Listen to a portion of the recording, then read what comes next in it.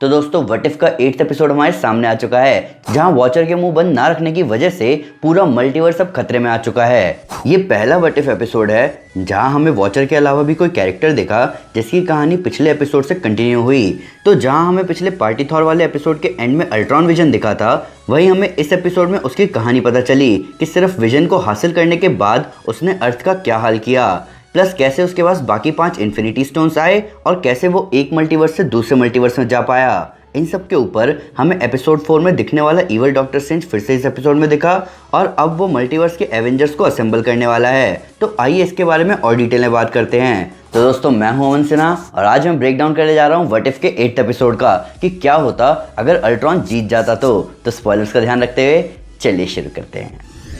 तो ये episode based था 2015 के एवेंजर्स एज ऑफ अल्ट्रॉन के इवेंट्स पर, जहां अल्ट्रॉन के पैदा होते ही पूरी दुनिया मुसीबत में आ जाती है, पर एवेंजर्स अल्ट्रॉन की ऑर्गेनिक बॉडी को उससे अलग कर देते हैं और हमें मिलता है विजन।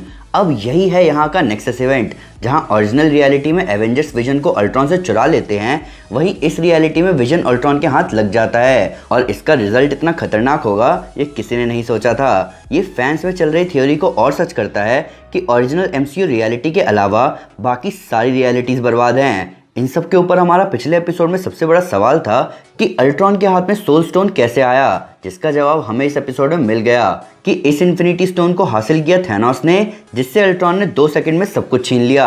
अब ये पार्ट थोड़ा सा अजीब है क्योंकि थैनोस इन्फिनिटी वॉर में इतना बेवकूफ़ नहीं था। इन्फिनिटी वॉर में थैनोस ने अपनी ब्लैक ऑर्डर आर्मी से प्रॉक्सिमा मिडनाइट और कॉर्वस ग्लेव को भेजा था विजन का माइंड स्टोन लाने, जहां कॉर्वस ग्लेव विजन को पहले ही कमज़ोर कर देता है अपने पावरफुल ग्लेव की मदद से, जिसकी वजह से विजन अपने स्टोन से ज़्यादा नुकसान नहीं पहुंचा सकता था। तो थैनोस बहुत अच्छे से जानता था कि हर स्टोन अपने यूज़र को कितनी पावर देती है, तो उसके आते ही ऐसे मारे जाने का कोई सेंस नहीं बनता। इन सब के ऊपर पावर स्टोन को थैनोस ने रिट्रीव किया था ज़ेंडार को बर्बाद करके, पर जब अल्ट्रॉन वापस ज़ेंडार को बर्बाद करने गया तो ज़ेंडार बिल्कुल ठीक ठाक था। इसके साथ साथ थैनोस के पास सोल स्टोन भी था, जिसके लिए हम जानते हैं कि थैनोस ने गमोरा को सैक्रिफाइस किया था। तो फिर गमोरा आगे सोवरन पर क्या कर रही थी और थैनोस ने फिर सोल स्टोन के लिए किसको सैक्रिफाइस किया। प्लस अगर आप ध्यान से सोचें तो 6 के 6 इन्फिनिटी स्टोन्स थैनोस के पास भी थे कुछ समय तक, तो उसे वॉचर की कॉन्शियसनेस के बारे में क्यों नहीं पता लगा।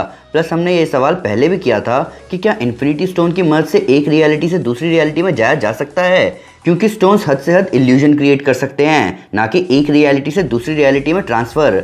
प्लस ये बात बहुत समय से हमें पता है कि एक रियलिटी के इन्फिनिटी स्टोन्स दूसरी रियलिटी में काम नहीं करते, तो अल्ट्रॉन दूसरी जगहों पर इतना पावरफुल कैसे है, वो भी वॉचर से भी ज़्यादा पावरफुल।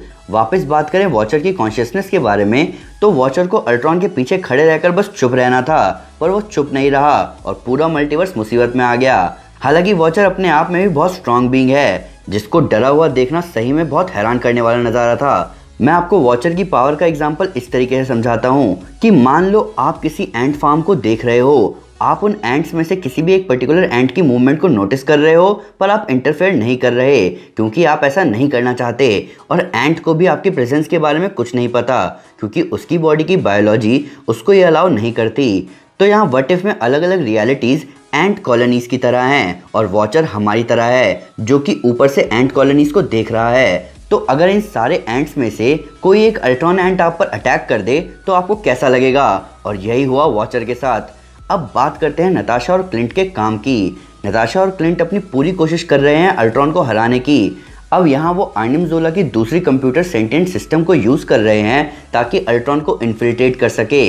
हमें ओरिजिनल रियलिटी में ये कहीं नहीं बताया गया कि साइबेरिया में आर्निम ज़ोला की सेंटिएंट कंप्यूटर बॉडी एग्जिस्ट करती है, तो अभी अपन मान सकते हैं कि ओरिजिनल MCU में अभी भी वो कंप्यूटर एग्जिस्ट करता है। इन सब के ऊपर वॉचर ने भी कहा कि अल्ट्रॉन को हराने का अब यही एक तरीका है, पर फिर वॉचर स्ट्रेंज सुप्रीम से मदद लेने क्यों गया। ऐसा हो सकता है कि हमें ये ज़ोला इन्फिल्ट्रेशन आगे के एपिसोड में दिखे। प्लस हमने इस नताशा रोमनॉफ को ट्रेलर के मल्टीवर्स एवेंजर्स वाले शॉट में भी देखा था, तो अभी तो उनका बहुत सारा एक्शन दिखना बाकी है। एपिसोड में जब अल्ट्रॉन वॉचर को बीच न्यूयॉर्क में गिराता है, तब हम स्क्रीन पर कैप्टन अमेरिका को प्रेसिडेंट की शपथ लेते हुए देखते हैं, जिसके हिसाब से ये अर्थ 1610 है, जिसे जाना जाता है अल्टीमेट मार्वल यूनिवर्स के नाम से, जहां स्टीव रॉजर्स प्रेसिडेंट बनते हैं।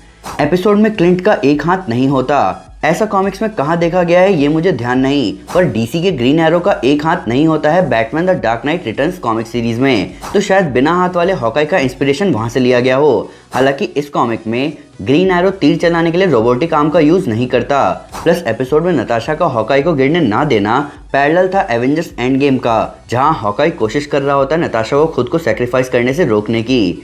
इस एपिसोड में भी टोनी स्टार्क मारा गया।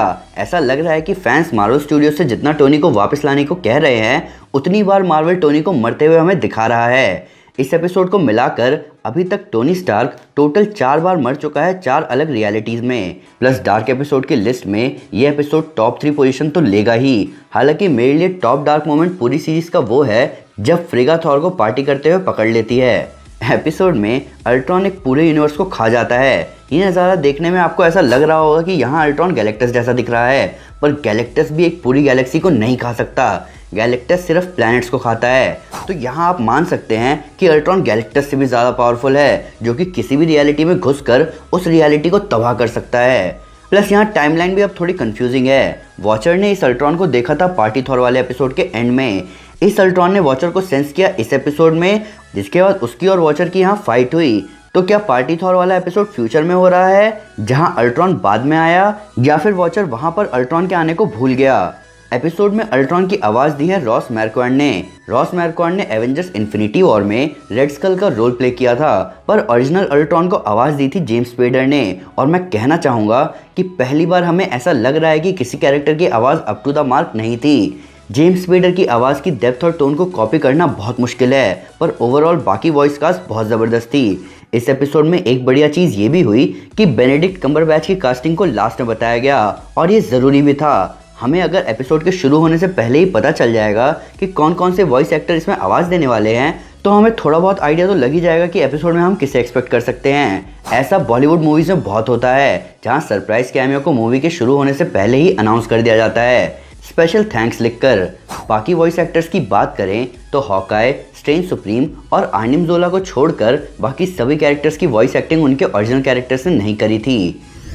तो दोस्तों ये था ब्रेकडाउन व्हाट इफ के 8th एपिसोड का, कि क्या होता अगर अल्ट्रॉन जीत जाता। तो इसका सिंपल सा आंसर ये है कि अल्ट्रॉन अगर जीत जाता तो पूरा मल्टीवर्स खत्म हो जाता। पर फिर भी अगर उससे कोई डिटेल मिस हो गई हो या आपको उसके नया फैक्ट है इस वीडियो से रिलेटेड, तो प्लीज़ हमें कमेंट में ज़रूर बताएं या हमारे सोशल मीडिया हैंडल पर हमारे साथ शेयर करें। हम हर जगह हैं। तो दोस्तों अगर आप कॉमिक्स में थैनोस को पूरे एवेंजर से लड़ते हुए देखना चाहते हैं, तो मैं आपको हमारी infinity gauntlet comic series recommend करूंगा। साथ ही साथ अगर आपको वीडियो पसंद आई तो इस वीडियो को लाइक और शेयर जरूर करें, और ऐसे कई सारे सुपर कंटेंट के लिए हमारे चैनल को सब्सक्राइब करना ना भूलें। Thank you guys, this is Aman Sinha and you are super super. Piece.